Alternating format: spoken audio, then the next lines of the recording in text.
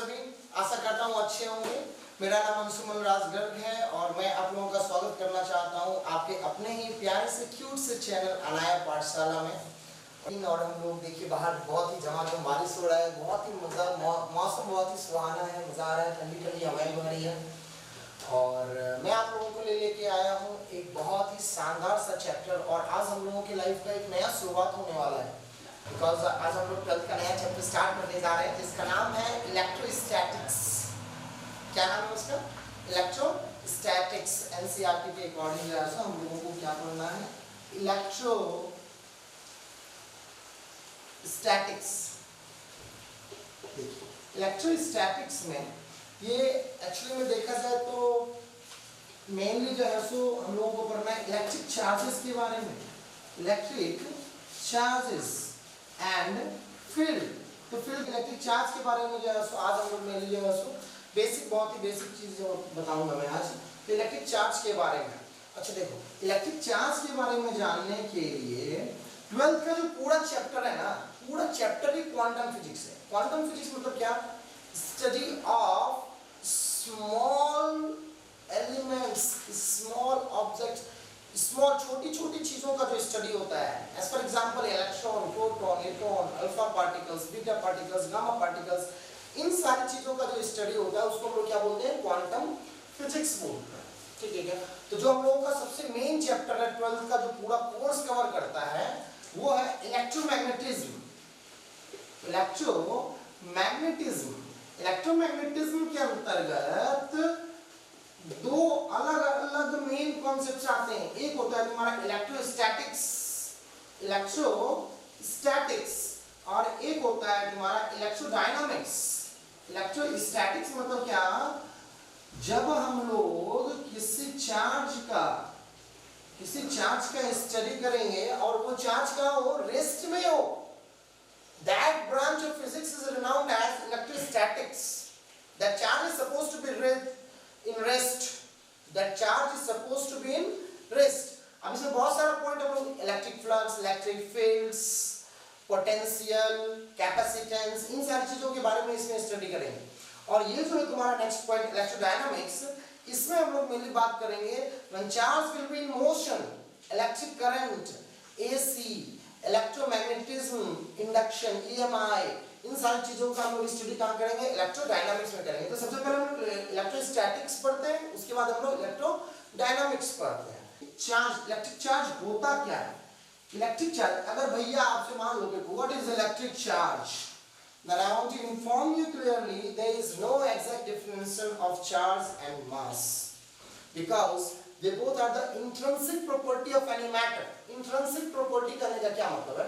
वो बहुत ही fundamental, smallest part है मैटर का। अब उसके अंदर का स्टडी हम लोग नहीं कर सकते हैं। As for example मास किस चीज से बना हुआ है हमको पता नहीं है। कोई भी मैटर किस चीज से बना? स्मॉलेस्ट यूनिट होता है उसका एटम का भी सब कॉन्स्टिट्यूएंट मिल गया है तुमको, इलेक्ट्रॉन, प्रोटॉन एंड न्यूट्रॉन। अभी इलेक्ट्रॉन किस चीज से बना हुआ है?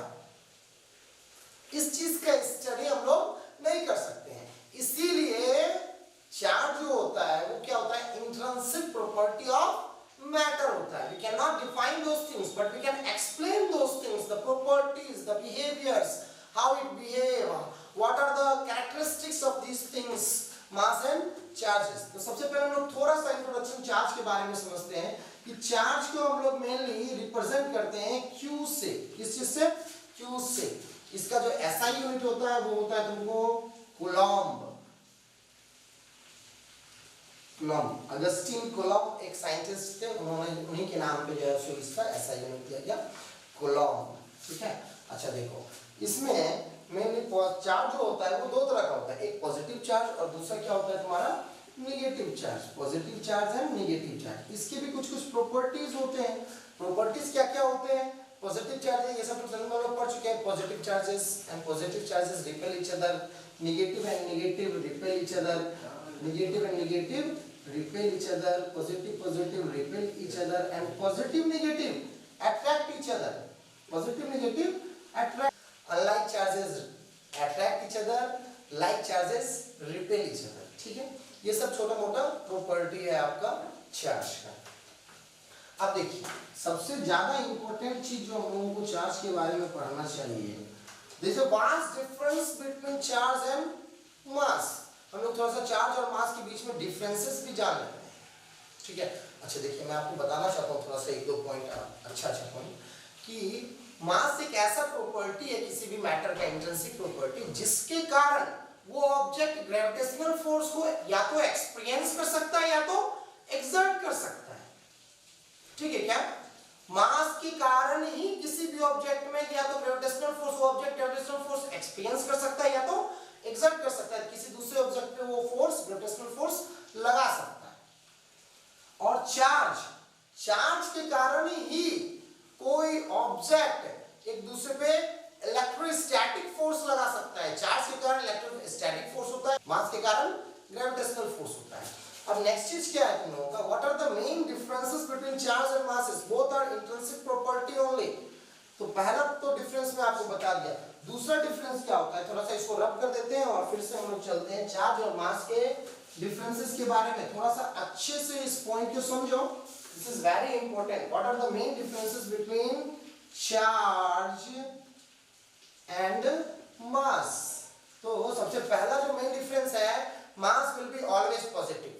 मास क्या होगा, हर हमेशा पॉजिटिव होगा, मास कभी नेगेटिव नहीं हो सकता है। कहीं मम्मी बोली है जाके -2 किलो चीनी लेके आओ, -5 किलो आटा लेके आओ, तो कभी मम्मी को जाके बोलना कि मम्मी हमको -1 लीटर मिल्क चाहिए, लगाएगी 2 थप्पड़, ठीक है क्या। तो इन सारी चीजों का हम लोग ये लोग मास जो होता है वो कभी भी नेगेटिव नहीं हो सकता, हमेशा क्या होगा, पॉजिटिव होगा। बट चार्ज पॉजिटिव और नेगेटिव दोनों हो सकता है, चार्ज पॉजिटिव और नेगेटिव दोनों हो सकता है, ये तो हम लोग 10th में पढ़ ही चुके हैं। अब देखो नेक्स्ट पॉइंट क्या आता है तुम्हारा बच्चा, वेरी इंपॉर्टेंट पॉइंट, कि मास के कारण ग्रेविटेशनल फोर्स एक्सपीरियंस किया जाता है। कौन सा फोर्स, ग्रेविटेशनल फोर्स। चार्ज के कारण इलेक्ट्रोस्टैटिक फोर्स एक्सपीरियंस किया जाता है।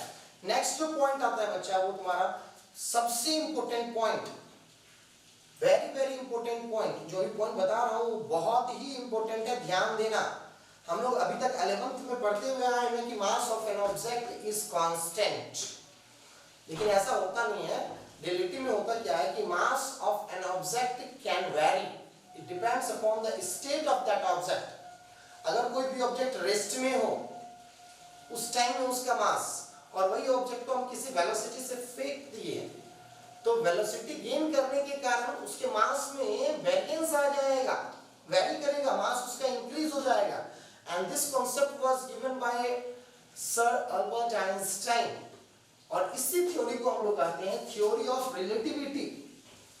थ्योरी ऑफ रिलेटिविटी, इसमें क्या बोला जाता है रिलेटिविटी के थ्योरी में, कि mass of an object moving with the velocity v will be m equal to mass of an object in rest, mo, mass of an object in rest, divided by root under 1 minus v square by c square, where v is the speed with which that mass is moving and what is c, c is the speed of light.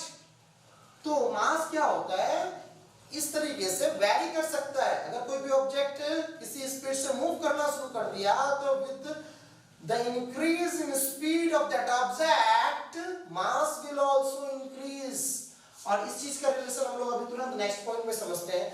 But this is not followed by charge.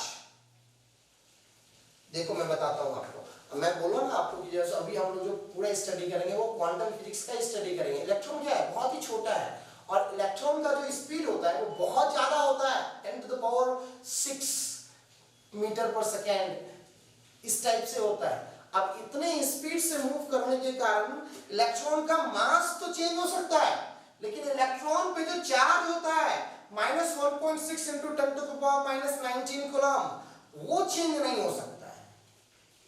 Charge उतना का उतना ही रहेगा, भले ही speed gain करने के कारण उस electron का मास थोड़ा सा वैरी कर जाए। This charge of an object is independent of its speed, independent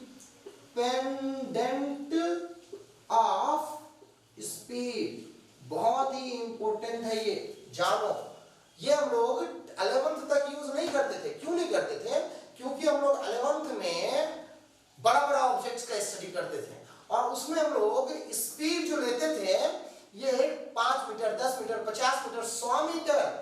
तो 5 ये 100 मीटर 200 मीटर में जो मास चेंज होता है उसे ही मास चेंज होता है, but that change in mass is very negligible, approximately उसका वैल्यू 0 आ जाता है, जिसके कारण से हम लोग 11th में मास को वेरिएबल नहीं लेते थे।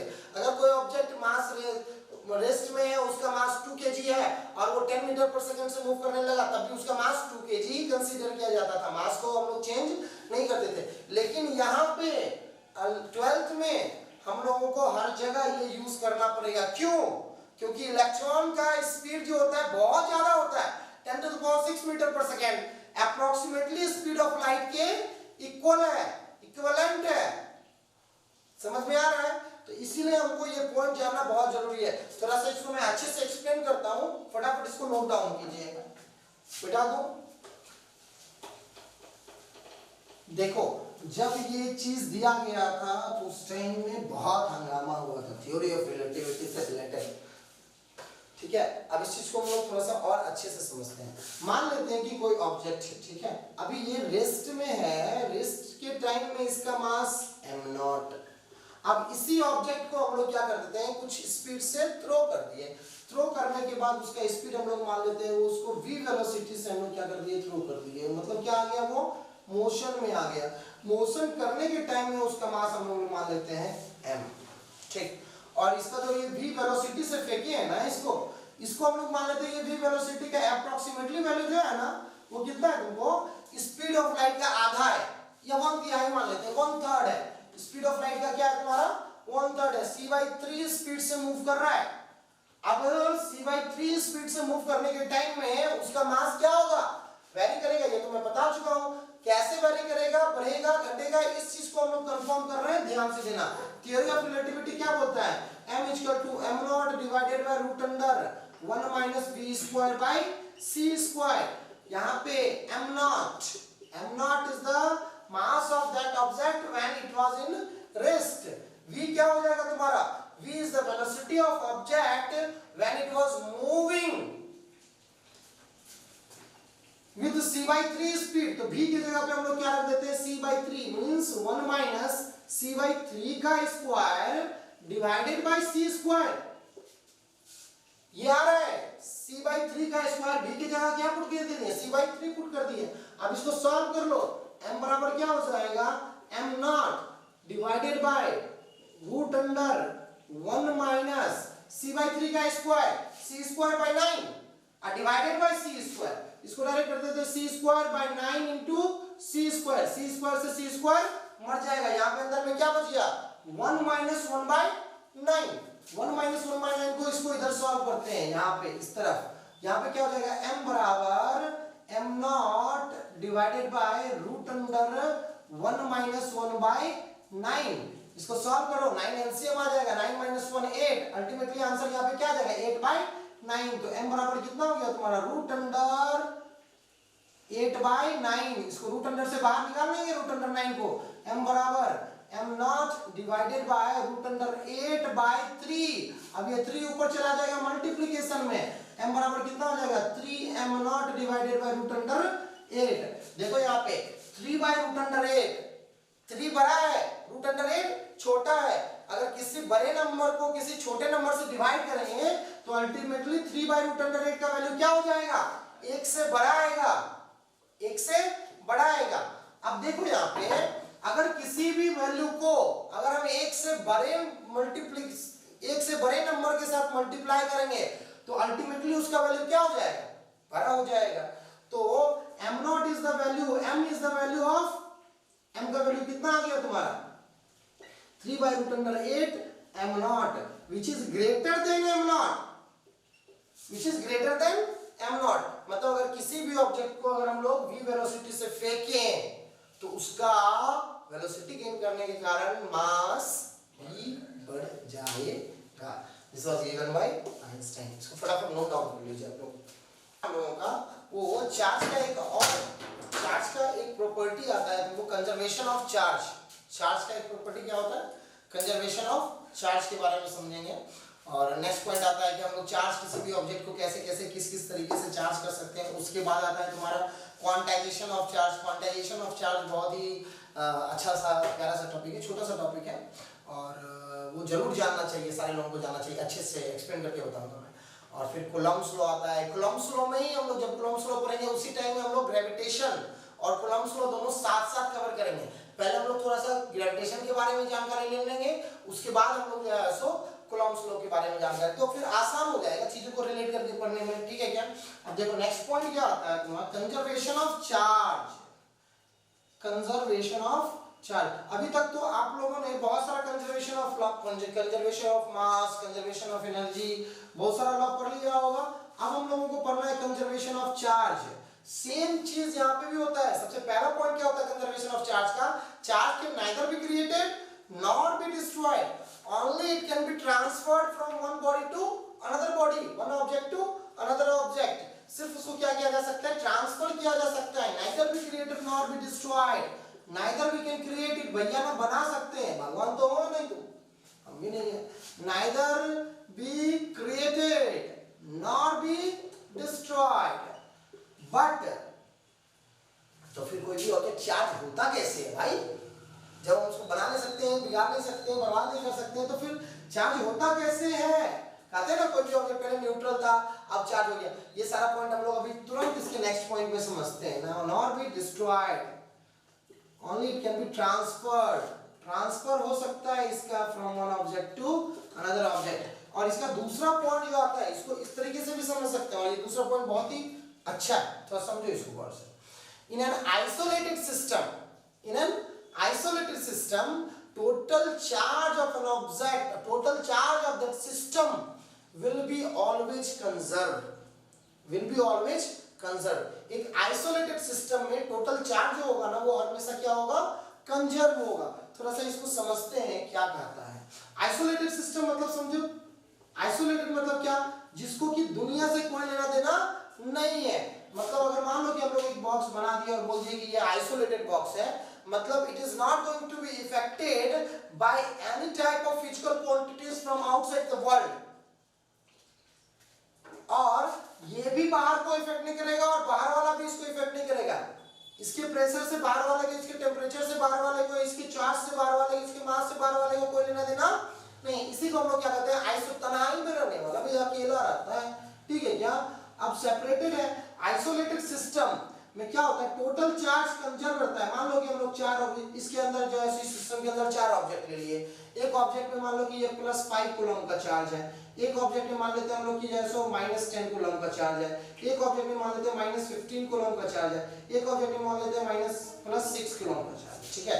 तो टोटल चार्ज क्या हो जाएगा, टोटल चार्ज हो जाएगा Q net, Q net will be Q1 plus Q2 plus Q3 plus Q4, Q1 +5 है, नहीं है +5, चलो +5 कूलम प्लस -10 कूलम -15 कूलम, ये सब प्लस में होगा। -15 कूलम प्लस 6 कूलम, 6 5 11 -25 प्लस 11, तो -14 कूलम का चार्ज हो जाएगा। टोटल पूरे सिस्टम पे -14 कूलम का चार्ज हो गया भैया। अब देखो, अब क्या करते हैं हम लोग, कुछ ऐसा सिस्टम लगाते हैं या फिर इसको थोड़ा सिक कर देते हैं ना। तो सिक करने के कारण क्या हो जाएगा, हो सकता है कि इसका चार्ज अंदर में जो छोटे छोटे ऑब्जेक्ट्स है ना, ये एक दूसरे में ट्रांसफर कर लेंगे चार्ज, लेकिन ये पूरा सिस्टम बाहर से ना चार्ज ले सकता है ना दे सकता है। क्यों, क्यों, ये आइसोलेटेड सिस्टम है। इसी को कहते हैं हम लोग कंजर्वेशन ऑफ चार्ज। कि एक आइसोलेटेड सिस्टम में टोटल चार्ज होगा हमेशा क्या रहेगा, कंजर्व रहेगा। अब इसको सेट करने के बाद मान लो हमको एक फिगर दे दिया ऐसा करके कि इस पे तुम्हारा -2 है, इस ऑब्जेक्ट पे तुम्हारा -3 है, इस ऑब्जेक्ट पे -5 है, तो ये चौथे ऑब्जेक्ट पे कितना चार्ज होगा ये निकालो।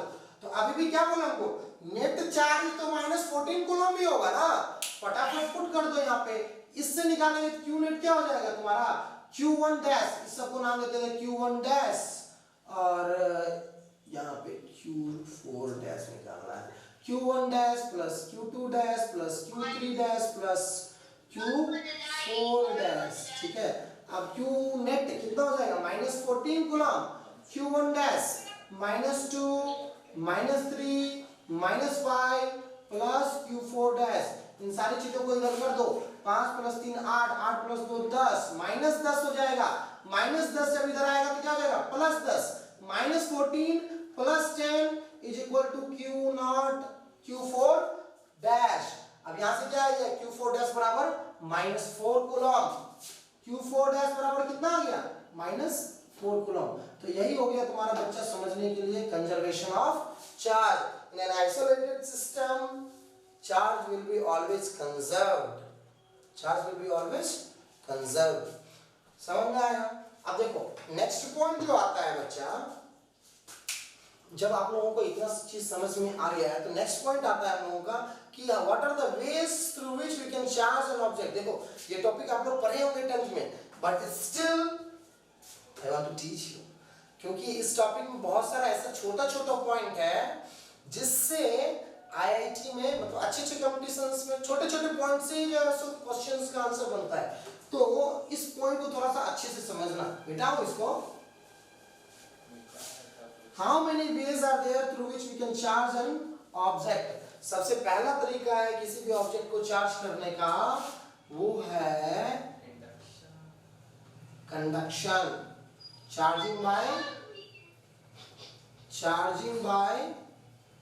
कंडक्शन।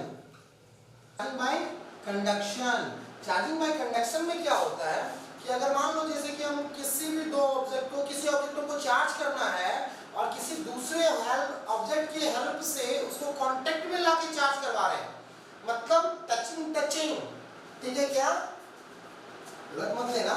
मतलब मान लो जैसे कि मान लो एक मेरे पास पहले से एक ऑब्जेक्ट है जो कि क्या है तुम्हारा न्यूट्रल है। अच्छा न्यूट्रल करने का क्या मतलब है, ये पढ़ने से पहले बताओ, अगर हम बोलते हैं ये न्यूट्रल है, न्यूट्रल करने का क्या मतलब है, this object is not having charge. सानिया न्यूट्रल करने का क्या मतलब है, this object is not having charge, no charge is there ना। वाह, कभी भी ऐसा गलती से नहीं समझना है।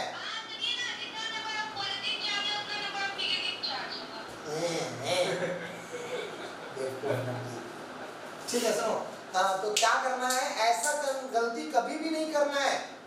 कोई भी ऑब्जेक्ट अगर न्यूट्रल है इसका ये मतलब नहीं है कि उस पर कोई चार्ज नहीं है, उस पर चार्ज है, हो सकता है जितना नेगेटिव चार्ज है उतना ही पॉजिटिव चार्ज है, बस एक दूसरे को क्या कर लेता है, वो कैंसिल कर लेता है। इसीलिए उसको हम लोग क्या बोलते हैं, न्यूट्रल बोलते हैं। न्यूट्रल करने का मतलब होता है नेट चार्ज जीरो, उस पे टोटल चार्ज जीरो, चार्ज है टोटल चार्ज जीरो है न्यूट्रल करने का मतलब, क्लियर। अब देखो किसी ऑब्जेक्ट, कोई ऑब्जेक्ट न्यूट्रल है, न्यूट्रल मान लेते हैं हम लोग, इसमें दो पॉजिटिव चार्ज है, दो नेगेटिव चार्ज है, तो दो पॉजिटिव दो नेगेटिव, एक पॉजिटिव एक नेगेटिव, एक पॉजिटिव एक नेगेटिव, एक दूसरे को कैंसिल कर लेगा और ये न्यूट्रल हो जाएगा। मान लो हमको इसको क्या करना है, नेगेटिव चार्ज करना है। क्या करना है, नेगेटिव चार्ज करना है। नेगेटिव चार्ज करने के लिए क्या करते हैं बच्चा, कि इसके पास एक दूसरा ऑब्जेक्ट लेके आते हैं, इस ऑब्जेक्ट को मान लेते हैं हम लोग A और इस ऑब्जेक्ट को मान लेते हैं हम लोग B, और ये ऑब्जेक्ट पहले से जो है ना वो क्या तुम्हारा नेगेटिवली चार्ज है, यहाँ पे एक्सेस ऑफ इलेक्ट्रॉन है, और जिस ऑब्जेक्ट में एक्सेस ऑफ इलेक्ट्रॉन होगा वो नेगेटिवली चार्ज होगा। ये नेगेटिवली चार्ज ऑब्जेक्ट को इस न्यूट्रल चार्ज से टच करवाते हैं। टच करवाने से क्या होगा बच्चा, देखो अब यहाँ पे ज्यादा नंबर ऑफ इलेक्ट्रॉन है और यहाँ पे क्या है, नंबर ऑफ इलेक्ट्रॉन कम है।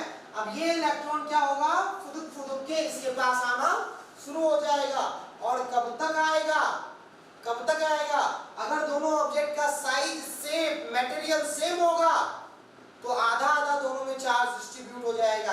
अगर इसमें Q चार्ज होगा तो इसमें भी Q/2 हो जाएगा, इसमें भी Q/2 हो जाएगा। अगर साइज से मटेरियल सेम नहीं होगा, हो सकता है एक ही इलेक्ट्रॉन ले, हो सकता है दो ही इलेक्ट्रॉन ले, हो सकता है सारा का सारा इलेक्ट्रॉन ले। It depends upon the conditions, but charge will flow, चाहे वो एक ही इलेक्ट्रॉन ले या दो ही इलेक्ट्रॉन ले, लेकिन चार्ज कुछ ना कुछ फ्लो होगा। अगर उसका चार्ज के पोटेंशियल में डिफरेंस होगा तो चार्ज क्या होगा, फ्लो होगा। तो एक इलेक्ट्रॉन मान लेते हैं हम लोग, एक इलेक्ट्रॉन निकल के यहाँ से यहाँ चला आया। अब यहाँ पे क्या, अब क्या करते हैं, जब ये इलेक्ट्रॉन यहाँ से यहाँ गया, दोनों को सेपरेट करते हैं। सेपरेट करने के बाद क्या हो जाएगा, ये फिर से मान लो ये ऑब्जेक्ट A है, अभी इसमें प्रोटॉन तो दो ही होगा, पहले भी प्रोटॉन 2 ही था, लेकिन इलेक्ट्रॉन कितना हो गया भैया, 3 हो गया इलेक्ट्रॉन। अब 3 इलेक्ट्रॉन होने के कारण एक प्रोटॉन एक इलेक्ट्रॉन एक दूसरे को कैंसिल करेगा, एक प्रोटॉन एक दूसरे को इलेक्ट्रॉन कैंसिल करेगा, लेकिन ये इलेक्ट्रॉन तो एक्स्ट्रा है। पहले यही ऑब्जेक्ट क्या था, न्यूट्रल था, अब ये ऑब्जेक्ट क्या हो गया तुम्हारा, नेगेटिव चार्ज हो गया। क्या हो गया तुम्हारा, नेगेटिव चार्ज हो गया। समझ में आया? अब देखो, अब थोड़ा सा बताओ हमको कि अगर इसी ऑब्जेक्ट को हमको पॉजिटिव चार्ज करना था, क्या करना रहता, पॉजिटिव चार्ज करना रहता। पॉजिटिव चार्ज करने के लिए यहाँ पे कौन सा ऑब्जेक्ट लेके आएंगे, पॉजिटिव चार्ज ऑब्जेक्ट लेके आएंगे। अब पॉजिटिव चार्ज ऑब्जेक्ट जब इसमें टच करवाएंगे, दोनों को टच करवाएंगे, तो पॉजिटिव चार्ज इधर से इधर क्या होना शुरू हो जाएगा, फ्लो होना शुरू हो जाएगा, फ्लो होना शुरू हो जाएगा, ये पॉजिटिव चार्ज हो जाएगा। नहीं, ऐसा नहीं होता है, ऐसा कभी नहीं होता है, ध्यान रखना है इस चीज को। Positive charge will never flow, proton कभी फ्लो, प्रोटॉन को कभी फ्लो मत करवा देना।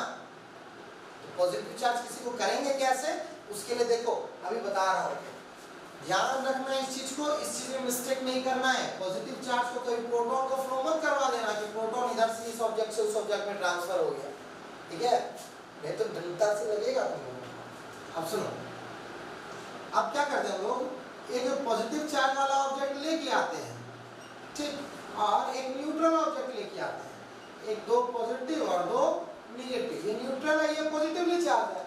अब दोनों में क्या करा देते हैं हम लोग, कांटेक्ट करवा देते हैं।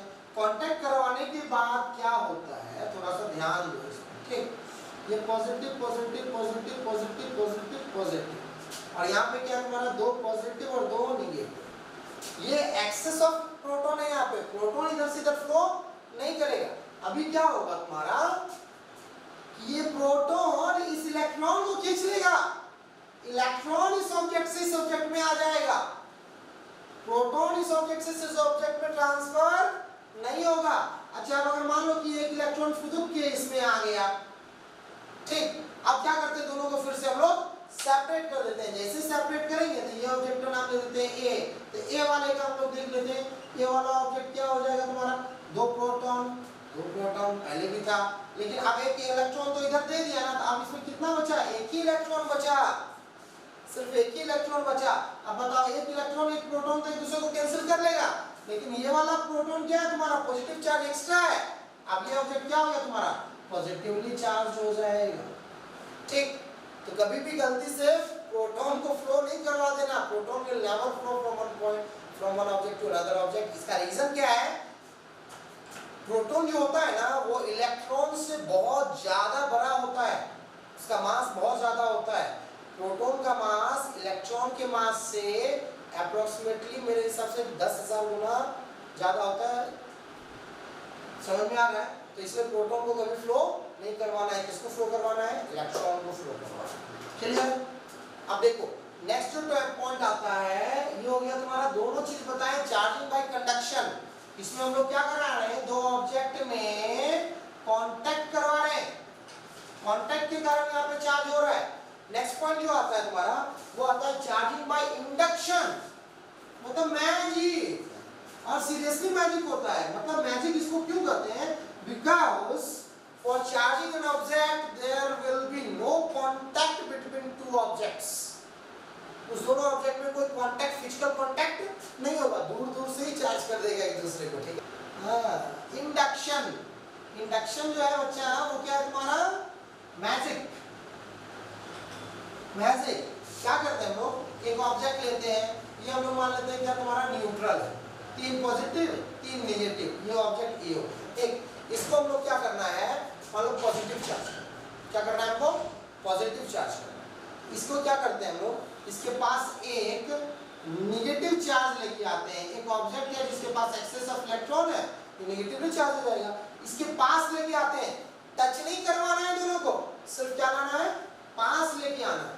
जब पास लेके आएंगे, थोड़ा सा क्लोज लेके आएंगे, तो क्या होगा, इस फिनोमेना को थोड़ा सा समझो। ये ऑब्जेक्ट ए है और इस ऑब्जेक्ट को नाम देते हैं हम लोग बी। तो जब ये बी वाला नेगेटिवली चार्ज वाला ऑब्जेक्ट इसके पास आएगा, तो इसमें तो क्या है तुम्हारा, 3 गो प्रोटॉन पहले से है और 3 गो इलेक्ट्रॉन भी है, तो ये इलेक्ट्रॉन इलेक्ट्रॉन में क्या होगा, रिपल्सन होगा।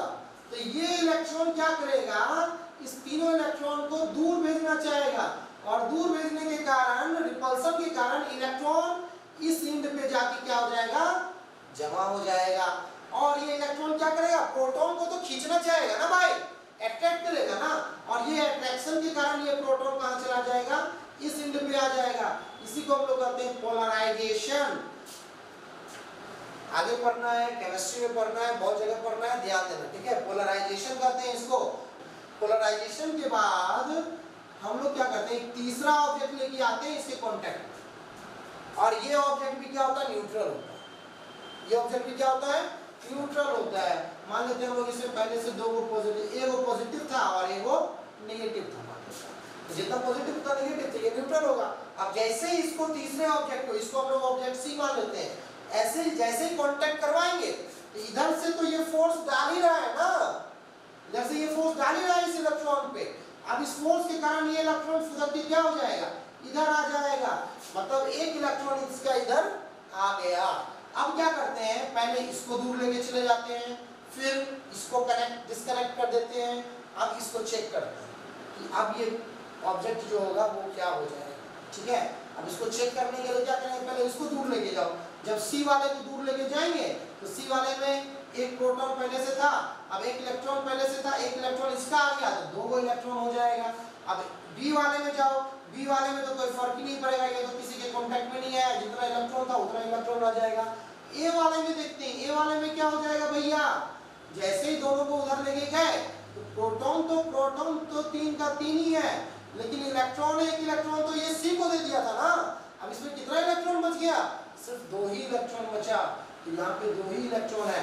अब बताओ ये ऑब्जेक्ट ए जो है, तीन प्रोटॉन है, दो इलेक्ट्रॉन है, तो टोटल चार्ज इसमें कितना हो जाएगा, पॉजिटिव चार्ज हो जाएगा, मतलब ये ऑब्जेक्ट क्या हो गया, पॉजिटिव चार्ज हो गया।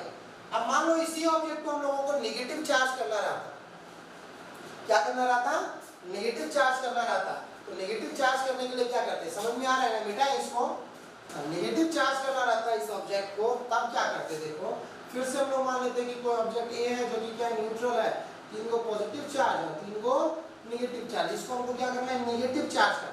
नेगेटिव चार्ज करने के लिए इसके पास में लेके आते हैं कि पॉजिटिवली चार्ज ऑब्जेक्ट, क्या लेके आते हैं, पॉजिटिवली चार्ज ऑब्जेक्ट। अब पॉजिटिवली चार्ज ऑब्जेक्ट को इसके पास में लेके आने के कारण क्या हो जाता है, पास में सिर्फ लाना है, टच वच नहीं करवाना है, तो ये पॉजिटिव चार्ज वाला क्या करता है, इसका इलेक्ट्रॉन को अपनी ओर खींचेगा, अब प्रोटॉन को रिपेल करेगा, तो इसका सारा इलेक्ट्रॉन इस एंड पे आ जाता है और सारा प्रोटॉन इस एंड पे आ जाता है, फिर से पोलराइज हो जाता है ऑब्जेक्ट। ए क्या हो जाता है तुम्हारा, फिर से पोलराइजेशन पोजीशन पे चला जाता है। फिर से क्या करना है, एक तीसरा ऑब्जेक्ट लेके आना है, ऑब्जेक्ट सी, और इसको कांटेक्ट करवाना है, और कांटेक्ट करवाने के बाद क्या हो जाएगा, सारा प्रोटॉन इसमें फ्लो हो जाएगा। फिर से वही गलती नहीं करना है, प्रोटॉन फ्लो नहीं होगा, हाँ प्रोटॉन मूव नहीं करेगा। इसके लिए क्या कर देते हैं, इसको अर्थ से अटैच कर देते हैं, किससे अटैच कर देते हैं, इसको अर्थ से अटैच कर देते हैं। ये जो अर्थ है, ये अर्थ क्या है तुम्हारा, ओशियन ऑफ इलेक्ट्रॉन, ब्रह्मांड है, बहुत सारा समुद्र है, बहुत सारा इलेक्ट्रॉन यहाँ पे। अब जैसे ही ये इलेक्ट्रॉन से अर्थ, ओशियन ऑफ इलेक्ट्रॉन से अटैच हुआ, कनेक्ट हुआ, ये पॉजिटिव चार्ज क्या करेगा, इलेक्ट्रॉन को तो खींचना शुरू कर देगा, और ये खींच के क्या करेगा, इधर अरेंज करना शुरू कर देगा। अब क्या करेंगे, इसको कुछ देर के बाद इसको भी डिस्कनेक्ट कर देंगे, इसको भी दूर लेके चले जाएंगे, और इस ऑब्जेक्ट का सिर्फ स्टडी करेंगे। अब इसमें क्या हो जाएगा, जितना प्रोटॉन था, प्रोटॉन का नंबर तो उतना ही रहा, लेकिन इलेक्ट्रॉन बहुत ज्यादा हो गया, मतलब अल्टीमेटली ये ऑब्जेक्ट क्या हो गया तुम्हारा, नेगेटिवली चार्ज हो गया। प्रोसेस समझ में आया, मजा आया। This was the process through which we used to charge an object। और तीसरा जो प्रोसेस होता है, ये दोनों जो प्रोसेस, कंडक्शन एंड इंडक्शन का जो प्रोसेस है वो हम लोग मेनली कंडक्टर्स में यूज करते हैं, और तीसरा जो प्रोसेस है तुम्हारा charging by friction. Charging by friction जो होता है वो मेनली इंसुलेटर्स के लिए यूज होता है। आशा करता हूँ आप लोगों को समझ में आ रहा होगा। और हम लोगों का जो नेक्स्ट पॉइंट है उस पर चलते हैं हम लोग। नेक्स्ट पॉइंट बच्चा है चार्जिंग बाय फ्रिक्शन। उसमें कुछ नहीं है चार्जिंग बाय फ्रिक्शन में, हम लोग बचपन में भी तो बहुत सारा खेल करते थे ना यार, वो कंघी वंगी रब करके पेपर का टुकड़ा से अटैच करवा के, अरे कितना मजा आता था, खुश होते थे। बस उसी तरह का यहाँ पे भी है, वही है चार्जिंग बाय फ्रिक्शन। जो अगला पॉइंट है, इंपॉर्टेंट पॉइंट, वो क्या है बच्चा तुम्हारा? Quantization of charge. फिजिक्स में है ना भाई, फिजिक्स में ये वर्ड्स से भारी भरकम है। अगर ये वर्ड्स का मतलब, अंदर का मतलब सिर्फ समझ में आ गया ना, भाव फीलिंग ले लिए ना, ये बहुत आसान है, सिर्फ फील लेना बस। क्वांटाइजेशन मतलब क्या होता है कि कोई भी ऑब्जेक्ट, अगर मान लो कोई भी ऑब्जेक्ट बाजार में फिक्स्ड कंटेंट में ही मिलेगा, उससे ज्यादा उससे कम में नहीं मिलेगा। जैसे एज फॉर एग्जांपल, अभी वो बिकाजी का वो भुजिया आता है ना, वो बड़ा वाला पैकेट वाला, अभी दुकानदार को जाके बोलो कि भैया हमको आधा पैकेट बिकाजी का फाड़ के दे दो, वो देगा क्या तुमको? नहीं देगा ना। ये एज फॉर एग्जांपल ये मार्कर तुम लोग अगर जाके मांगोगे दुकान में तो क्या बोलोगे? तुम अगर मांगोगे कि भैया आधा मार्कर दे दो, तो आधा मार्कर मिलेगा? ये जब भी मिलेगा या तो 1 मार्कर मिलेगा, या तो 2 मार्कर मिलेगा, या तो 5 मार्कर मिलेगा। 2.5 मार्कर आपको मिलने वाला नहीं है, 10.5 मार्कर, 3.5 मार्कर, 5 मार्कर, 5 मार्कर मिल सकता है। मींस ये फिक्स्ड अमाउंट में ही सिर्फ आप ले सकते हैं। उल जलूल अमाउंट में ना इसको आप रिसीव कर सकते हैं, ना इसको आप डोनेट कर सकते हैं। ठीक यही प्रॉपर्टी फॉलो किया जाता है चार्ज के द्वारा भी। चार्ज, हम बताएं ना, किसी भी ऑब्जेक्ट को अगर चार्ज करना होता है तो या तो उसको इलेक्ट्रॉन देना होगा या तो उसको इलेक्ट्रॉन लेना होगा। तो इलेक्ट्रॉन देने में और लेने में आप कितना भी अमाउंट ऑफ चार्ज नहीं दे सकते हैं। अमाउंट ऑफ इलेक्ट्रॉन जो होगा वो फिक्स्ड अमाउंट में ही दिया जा सकता है, कुछ भी अपने मन से नहीं दिया जा सकता है। इसी प्रॉपर्टी को हम लोग क्या बोलते हैं? क्वांटाइजेशन। क्वांटाइजेशन। अभी जाओगे चीनी खरीदते हैं, आधा किलो मांगोगे वो आधा किलो देगा, 100 ग्राम मांगोगे 100 ग्राम देगा, 250 ग्राम मांगोगे 250 ग्राम देगा, पूरा का पूरा बोरा मांगोगे पूरा का पूरा बोरा देगा, जितना चाहोगे उतना देगा। लेकिन कुछ कुछ चीजें ऐसी होती हैं जो कि फिक्स्ड अमाउंट में ही मिल सकती हैं। फोन खरीदने के लिए जाओ, बोलो भैया आधा फोन दो, नहीं मिलेगा। इसी प्रॉपर्टी को हम लोग क्या कहते हैं? क्वांटाइजेशन। अगर एक ऑब्जेक्ट दूसरे ऑब्जेक्ट को अगर चार्ज दे रहा है तो इलेक्ट्रॉन या तो देगा या तो लेगा। तो इलेक्ट्रॉन जो देगा वो हमेशा फिक्स्ड अमाउंट में ही, इंटीग्रल नंबर में ही देगा। या तो 1 इलेक्ट्रॉन दे, या तो 2 इलेक्ट्रॉन दे, या तो 5 इलेक्ट्रॉन दे, या तो 10 इलेक्ट्रॉन दे, 50 दे, 50,000 दे, 5 करोड़ दे, कोई फर्क नहीं पड़ता है। लेकिन फ्रैक्शन में नहीं देगा। 10.5 electron is transferred from one object to another object, that is wrong, वो गलत है। यही होता है क्वांटाइजेशन ऑफ चार्ज। कहता क्या है कि Q should be equal to N into E। E क्या है? Q क्या है तुम्हारा? Amount of charge. ये अमाउंट ऑफ चार्ज अगर किसी ऑब्जेक्ट को देना है तो वो इसी फॉर्म में होना चाहिए। What is N? N is integer, integral form में होना चाहिए, integer. And what is E? Charge on 1 electron, charge on 1 electron. अब ये तो पता ही होगा, -1.6 इंटू 10⁻⁻19 कूलम होता है। ठीक है, कोई प्रॉब्लम यहाँ तक? इसी प्रोसेस को हम लोग करते हैं क्वांटाइजेशन। थोड़ा सा इसको समझते हैं क्वेश्चन की हेल्प से। अगर मान लो तुमसे एक क्वेश्चन पूछ देते हैं कि कैन अ बॉडी रिसीव, क्या है कोई बॉडी रिसीव कर सकता है कितना? 9.6 इंटू 10⁻17 कूलम का चार्ज। क्या कोई भी ऑब्जेक्ट इतना चार्ज रिसीव कर सकता है? तो फटाफट हम लोग क्या करेंगे? इस फॉर्मूला में पुट करेंगे। अगर n का वैल्यू हमको इंटीजर आ गया, नंबर ऑफ इलेक्ट्रॉन हमको इंटीजर आ गया, तो हाँ we can transfer this much of charge. अगर n का वैल्यू हमको इंटीजर नहीं आया, कुछ फ्रैक्शन में आ गया, then no, we are really very sorry, we can not transfer this amount of charge. Clear? अगर 1 इलेक्ट्रॉन जाएगा तो -1.6 इंटू 10⁻⁻19 कूलम का चार्ज चला गया। 2 गया तो -3.2, 3 गया तो -4.8। ये 3.2 और 4.8 के बीच में 3.3 कूलम का चार्ज, 3.3 इंटू 10⁻⁻19 कूलम का चार्ज हम लोग नहीं दे सकते, क्योंकि फिर वो क्या हो जाएगा? फ्रैक्शन में आ जाएगा। समझ में आया? यहां तक हो गया तुम्हारा quantization of charge. This was the all introduction about electric charges. अब आज जो हम लोग पढ़ेंगे वो अगला टॉपिक है तुम्हारा कूलॉम्स लॉ। और कूलॉम्स लॉ पढ़ने से पहले थोड़ा सा हम लोग यूनिवर्सल लॉ ऑफ ग्रेविटेशन के बारे में जान लेते हैं। यूनिवर्सल लॉ ऑफ ग्रेविटेशन क्या बोलता है बच्चा, कि अगर कोई भी दो ऑब्जेक्ट है, सबसे पहले तो एक बात बताइए, अगर मैं आपसे पूछूं कि 1 किलो का चीनी यहाँ पे मैं रख दिया हूँ और 1 किलो का चीनी यहाँ पे रख दिया हूँ, और दोनों के बीच में जो डिस्टेंस है वो 1 मीटर का डिस्टेंस है, तो क्या ये 1 किलो का चीनी इस 1 किलो की चीनी पे कुछ फोर्स एक्सर्ट कर पा रहा है? क्या वो ग्रेविटेशनल फोर्स एक दूसरे पे लगा रहा है? ग्रेविटेशन फोर्स जो होता है वो मास के कारण ही जनरेट होता है किसी भी ऑब्जेक्ट में। If an object have mass it will experience as well as exert gravitational force। अगर किसी भी ऑब्जेक्ट में मास है तो वो ग्रेविटेशनल फोर्स को फील भी करेगा और ग्रेविटेशनल फोर्स को एक्सर्ट भी करेगा, लगाएगा भी।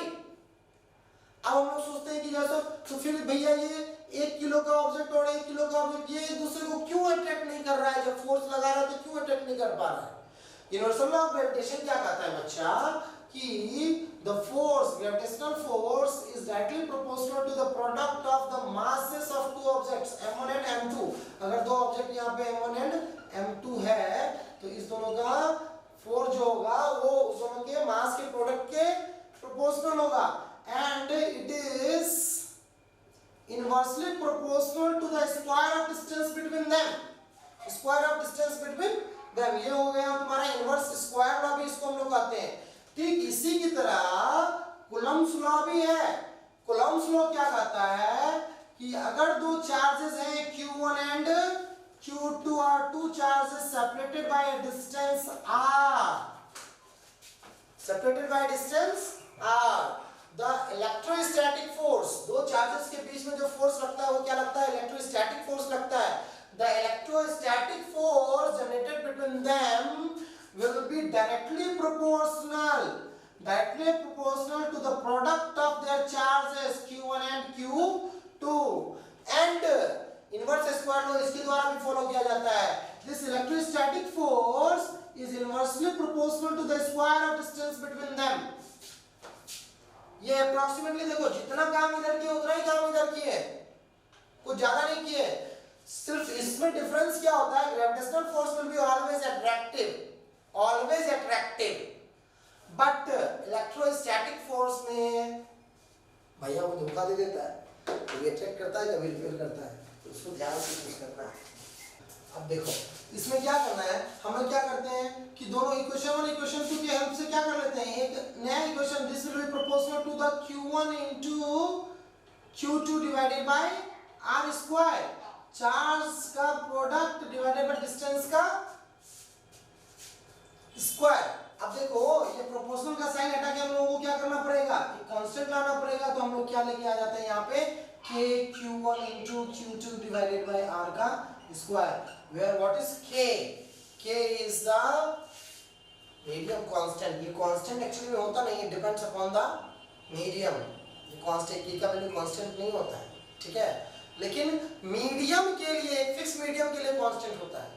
ये मीडियम अगर चेंज हो जाएगा, ये दोनों चार्जेस किस मीडियम में रखा हुआ है, अगर हम लोग एयर में दो चार्ज रखे हुए हैं और तब उसका इलेक्ट्रोस्टैटिक फोर्स निकाल रहे हैं और उसी दोनों चार्ज को क्या कर देते हैं, पानी में लेके चले जाते हैं और तब उसका इलेक्ट्रोस्टैटिक फोर्स निकालते हैं, तब दोनों के इलेक्ट्रोस्टैटिक फोर्स में क्या आएगा, बहुत ही डिफरेंस आएगा, क्योंकि तब दोनों के इलेक्ट्रोस्टैटिक फोर्स में बहुत डिफरेंस आएगा, क्योंकि मीडियम क्या हो गया है, चेंज हो गया है। Gravitational force does not depend upon medium. अगर दो ऑब्जेक्ट में अगर उसको यूनिवर्स में लेके जाएं और दोनों के बीच में ग्रेविटेशनल फोर्स को हम लोग क्या करें, कैलकुलेट करें, और उसको पानी में लेके आए वहां पे कैलकुलेट करें, उसको ऑयल में लेके जाए वहां पे कैलकुलेट करें, gravitational force will be always same, और this gravitational force will be directly proportional to the m1 into m2 divided by r का square, and this gravitational force, ये प्रोपोर्शनलिटी का साइन हटा के इक्वल टू का sign लेके आते हैं, तो कांस्टेंट डालना पड़ेगा, ये क्या हो गया, ग्रेविटेशनल कांस्टेंट, और ये ग्रेविटेशनल कांस्टेंट जो होता है ना, ये हमेशा कांस्टेंट होता है, ये कभी चेंज होने वाला नहीं है, चाहे तुम मीडियम चेंज करो या गैलेक्सी चेंज कर लो, उससे कोई फर्क पड़ने वाला नहीं है। This G is not going to be variable, ये हमेशा कांस्टेंट रहता है, but this K depends upon the medium. Clear है यहाँ तक? कोई प्रॉब्लम? तो आज के लिए बस इतना ही, हम लोग मिलते हैं अगले वीडियो में। अगले वीडियो में हम लोग कूलम्ब्स लॉ से रिलेटेड जितने भी हम लोग कूलम्ब्स लॉ कहाँ पे वैलिड है, कहाँ पे वैलिड नहीं है, कहाँ पे लगा सकते हैं, इसका क्या क्या यूजेस होता है, इसका वेक्टर फॉर्म और थोड़े बहुत अच्छे अच्छे क्वेश्चंस हम लोग करेंगे नेक्स्ट वीडियो में। तब तक के लिए bye bye, take care, good night, sweet dreams.